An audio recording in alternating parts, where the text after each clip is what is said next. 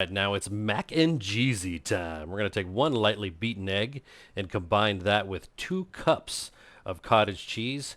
Terry Crews recommends creamy cottage cheese, but I didn't have that available. Then you're going to also add 8 ounces of sour cream. And let's go ahead and mix this all up with the egg until it's combined perfectly. Then we're going to take that, put it in the cast iron pan. We cleaned it, of course. Once we take that in there, then we're going to add 2 cups of cheddar cheese. Now, I don't like the bag cheddar cheese, so I like fresh cheddar cheese.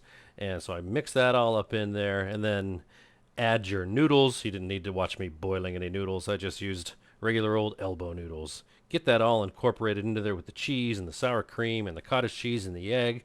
It's looking perfect. And then one thing that I added, and this is a great thing about cooking, is you can change things up how you want. I added some fresh deli American cheese because I just wanted it to be extra gooey.